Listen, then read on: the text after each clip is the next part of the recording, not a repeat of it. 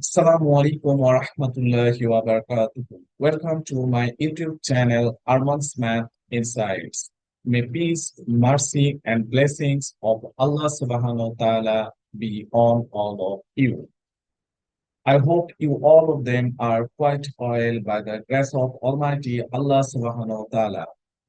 সুপ্রিয় শিক্ষার্থী বন্ধুরা, আজকে আমরা 2024 শিক্ষাবর্ষের অষ্টম শ্রেণীর গণিত বইয়ের 2024 শিক্ষাবর্ষের অষ্টম শ্রেণীর গণিত বইয়ের অধ্যায় 2 এর দৈনন্দিন কাজে বাস্তব সংখ্যা এই ক্লাসটি আজকে আমরা করব।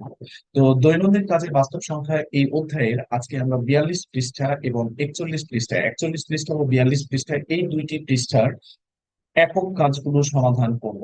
তো so my dear friends and students, let's start our today's class. তো এখানে যেটা দেওয়া আছে পেজ নাম্বার 42 থেকে ভগ্নাংশের ঘনমূল। এখন চলো দেখি ভগ্নাংশের ঘনমূল নির্ণয় করা যায় কিভাবে। আমরা ভগ্নাংশের ঘনমূল কিভাবে নির্ণয় করব সেই প্রক্রিয়া সম্পর্কে এখন আমরা জানবো। এক্ষেত্রে আমরা ঘন ও ঘনমূলের ধারণা ব্যবহার করতে পারি। যেভাবে আমরা ঘন করেছি, এই ঘন আর ঘনমূলের যে ধারণাটা আমরা ইতিপূর্বের ক্লাসগুলোতে শিখেছি, সেই ক্লাসগুলোর ধারণাগুলো আমরা এখানে ব্যবহার করতে পারবো। তো এখানে যেমন দেওয়া আছে 64 আর নিচে হলো ভাগ 125। দ্যাট মিনস এটিকে বলা হয় 125 ভাগের 64 এর ঘনমূল। তো আমরা যখন ঘনমূল কোনো কিছু করতে যাব তখন অবশ্যই আমরা ঘনমূল চিহ্নটা ব্যবহার করব। তো ঘনমূল চিহ্নটাকে আমরা কিন্তু এইভাবে একটা বর্গমূল চিহ্ন দিয়ে তার উপরে 3 লিখলে সেটা হয়ে যায় ঘনমূল। তো এই ঘনমূলের ভিতরে আমাদের যে ঘনমূলটা আমরা করবো সেই ঘনমূলটা আমরা যদি লিখি, দ্যাট মিনস এই 64 ভাগ হচ্ছে 125, এইটা হচ্ছে আমরা ঘনমূল। তো 64-কে আমরা যদি ভেঙে লিখি তাহলে আমরা কিন্তু 64-কে ভাঙলে পাবো, প্রথমে এটাকে 2 দিয়ে ভাগ করা যায়। তো আমরা এমন তিনটা সংখ্যা দিয়ে এটাকে ভাগ করব যাতে এই সংখ্যাটা আমরা তিনটা সংখ্যা দিয়ে গুণ করলেই পেয়ে যাই। আর ঘনমূল মানে একই সংখ্যা 3 বার গুণ।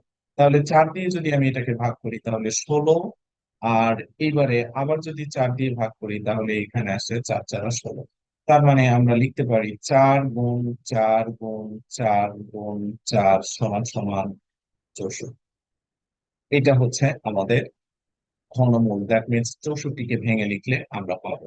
তো এখানে যে সংখ্যাটি আমার দেওয়া আছে 64-কে ভেঙে লেখা আছে এই 4 গুণ 4। তারপরে এবারে 125 যে সংখ্যাটি লেখা আছে 125-কে আমি যদি ভেঙে লিখি তাহলে 125-কে ভেঙে লিখলে আমরা প্রথমে 5 দিয়ে যদি ভাগ করি তাহলে 5 পঁচিশে 125। আবার যদি আমি এটাকে 5 দিয়ে ভাগ করি তাহলে 5 5 25। তাহলে এখানে আমরা আবার 125 মানে পাচ্ছি 5 গুণ 5 গুণ 5। তো ইজ ইকুয়াল টু 125। তো সেই জিনিসটাই আমরা এখানে লিখেছি যে 5 গুণ 5 গুণ 5 সমান সমান 125। তো 125-কে ভেঙে এখানে লেখা হয়েছে। এবারে আমরা যদি এখানে আসি ঘনমূল, দ্যাট মিনস এই ঘনমূল চিহ্নটা তার ভিতরে লেখা হয়েছে 4/5। এইটার উপরে 3 দেওয়া হয়েছে।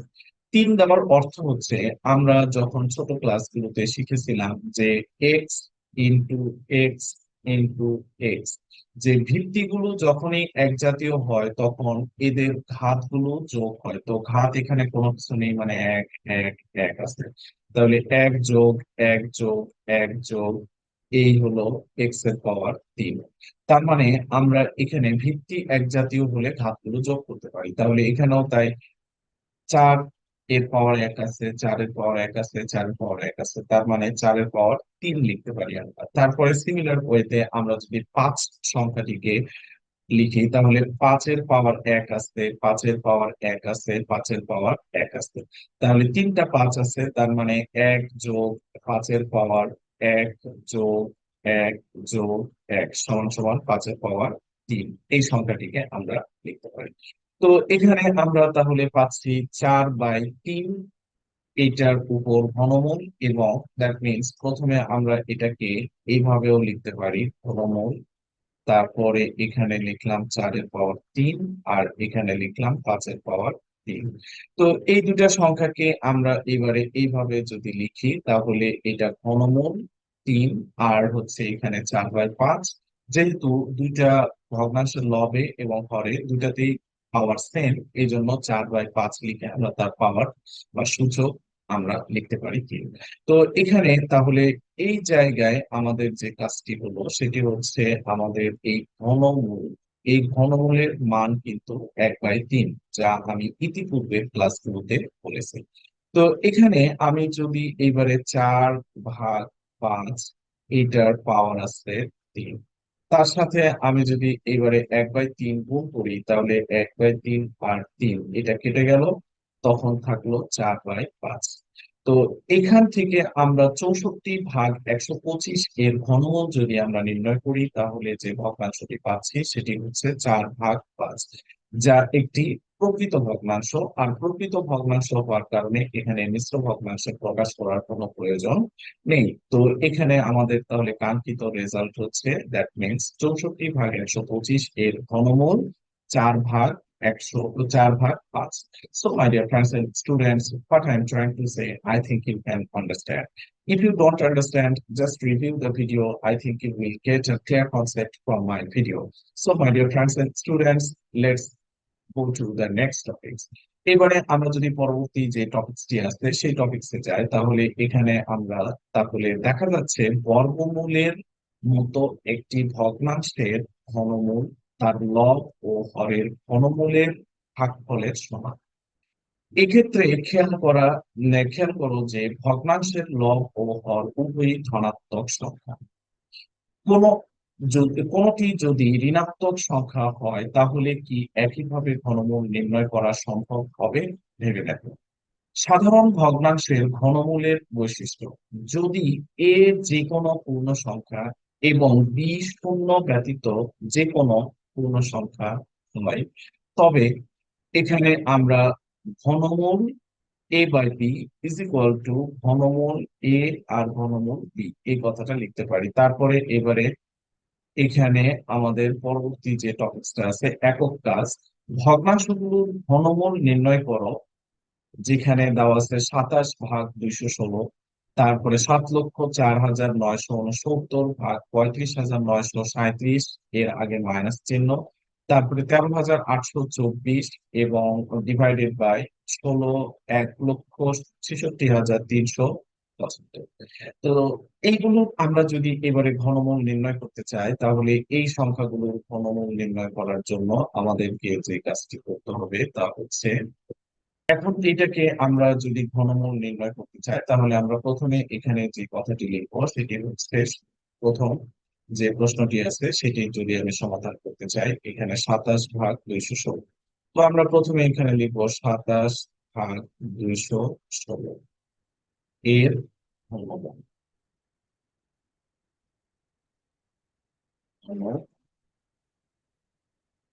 ওকে, এবারে এই ঘনমূলটা আমরা একটা ঘনমূল চিহ্ন দিব, দেওয়ার পর এবারে 27 আর নিচে লিখবো 216।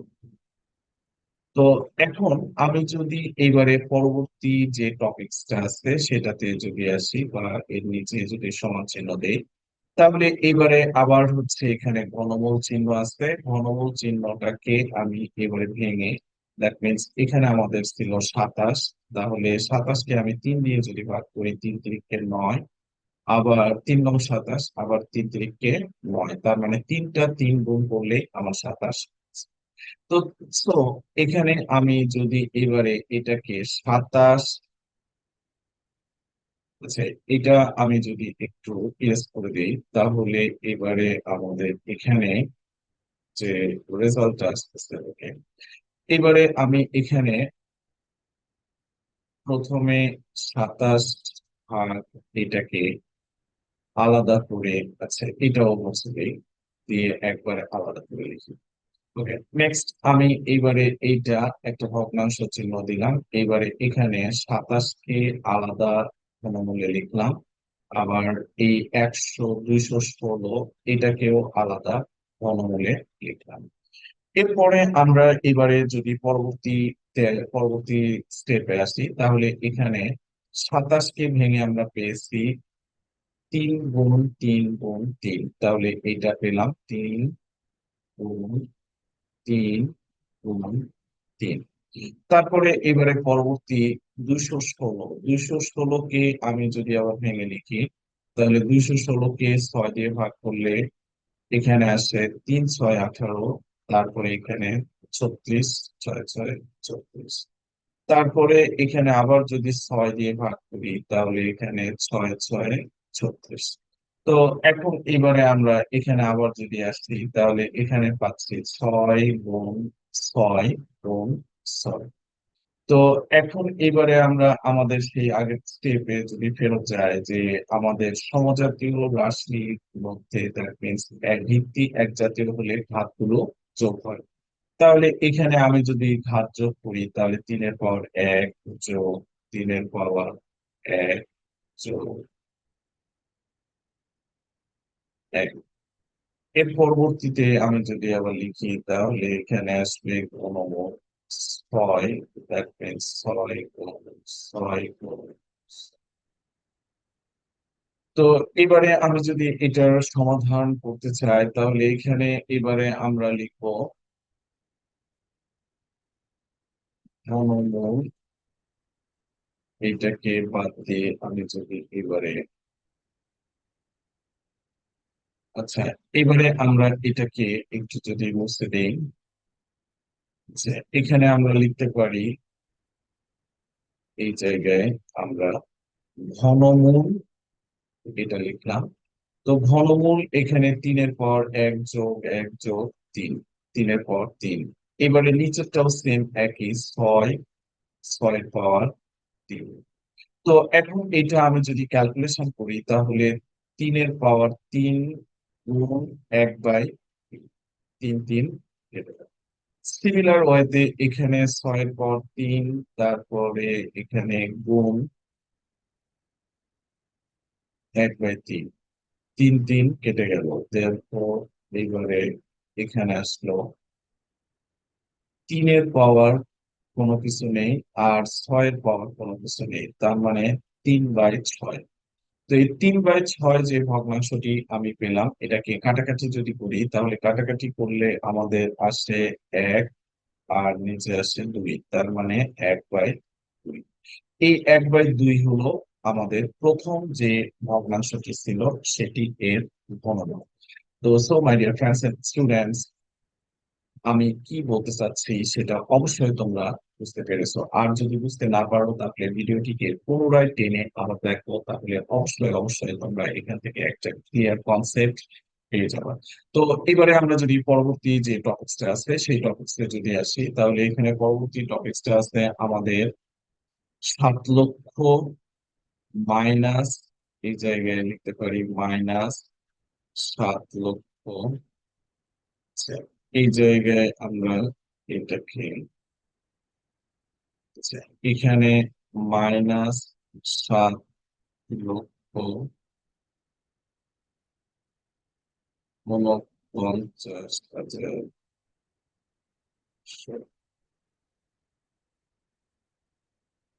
আর 35,937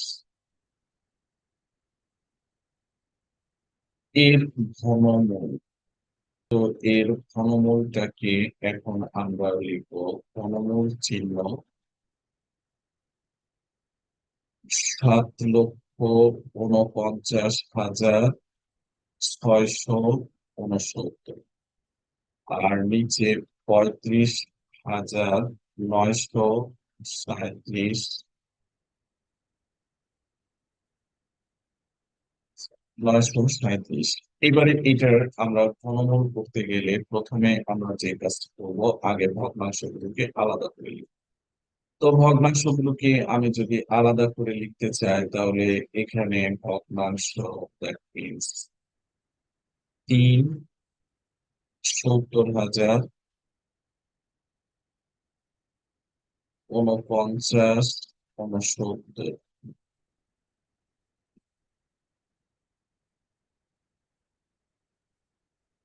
তারপরে এইবারে আমরা এটাকে নিতে পারি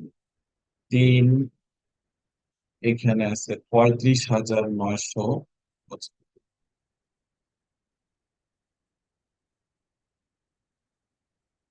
এর পরবর্তীতে আমি যদি এখানে লিখি তাহলে এই সংখ্যাটাকে আমরা ভেঙে লিখতে পারি।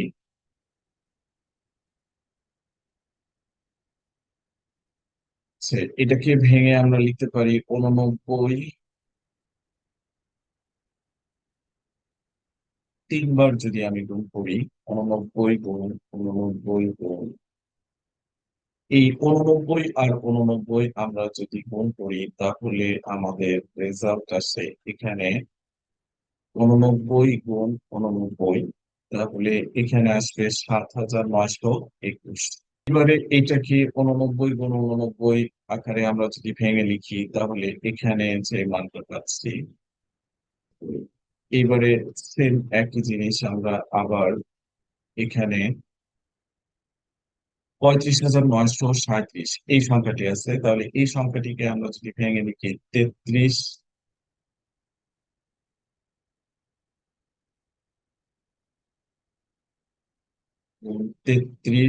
গুণ 33 এরপর এখানে আমাদের 89 এর পাওয়ার 3 গুণ 1/3, এখানে 33 গুণ 1 যোগ 1 যোগ 1, তার মানে এখানে পেলাম 33 এর পাওয়ার 3 গুণ আর ঘনমূলের মান 1/3, তাহলে ঘনমূল কেটে গেল। এইবারে আমাদের এখানে যে রেজাল্টটা থাকলো সেটা হচ্ছে 89/33। তো 89/33 এটা হলো আমাদের যে রেজাল্টটা আসলো, সেই রেজাল্টটা হচ্ছে 89/33। এটাকে আমরা লিখতে পারি ঘনমূল, অতএব নির্ণেয় ঘনমূল। এই কথাটা লিখে আমরা এটা লিখতে পারি। তারপরে এবারে আমাদের পরবর্তী যে সংখ্যাটি আছে 13,824 আর 1,66,375।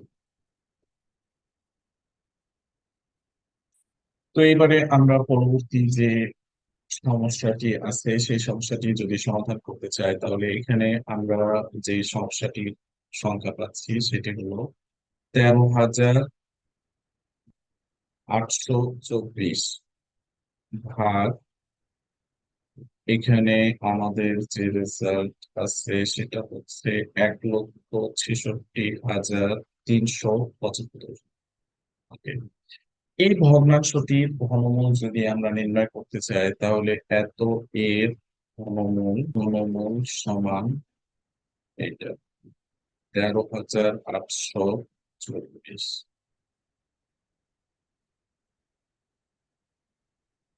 আর 1,66,375।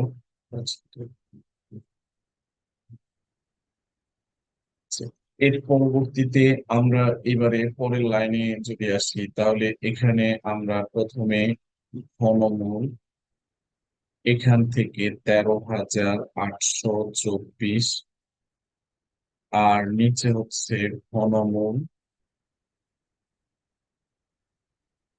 1,66,375 এইটা। আচ্ছা, এর পরবর্তীতে আমরা এখানে কিন্তু এইটার যে রেজাল্ট কিন্তু আমরা পাবো ঘনমূল মাইনাসে, আমাদের যেহেতু সংখ্যাটি প্রদত্ত সংখ্যাটি ছিল এই জন্য এটার রেজাল্ট আসবে -89/3।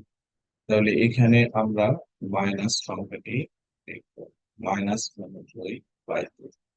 তো এবারে আমরা এখানে পরবর্তীতে যদি আসি তাহলে এই সংখ্যাটিকে কিভাবে ভাঙা হবে।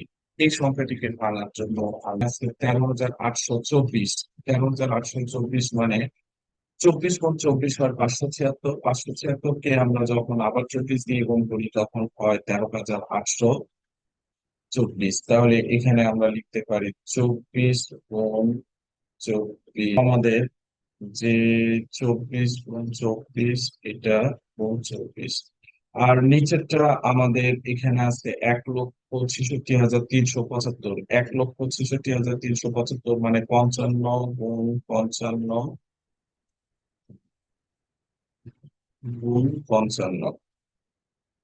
তাহলে এই যে এখানে আমরা তিনটা করে সংখ্যা পেলাম, তার মানে এখানে আমরা যে সংখ্যাটি লিখতে পারি 28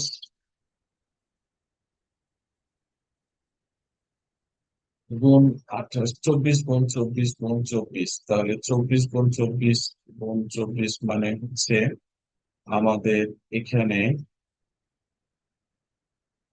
24 এর পাওয়ার 3, তার মানে 24। আর এখানে পরবর্তীতে আসবে 16,000, 1,65,375, তাহলে 375 1,65,375 কে আমরা যদি ঘনকে প্রকাশ করি, তাহলে এখানে আমাদের প্রথমটা আসবে 24 এর পাওয়ার 3, তারপরে এখানে আসবে 55 এর পাওয়ার এত এর ঘনমূল। আচ্ছা, এইবারে আমরা 55 এর ঘনমূল যেটা পেয়েছি 5 এর পাওয়ার 3, বুঝছে?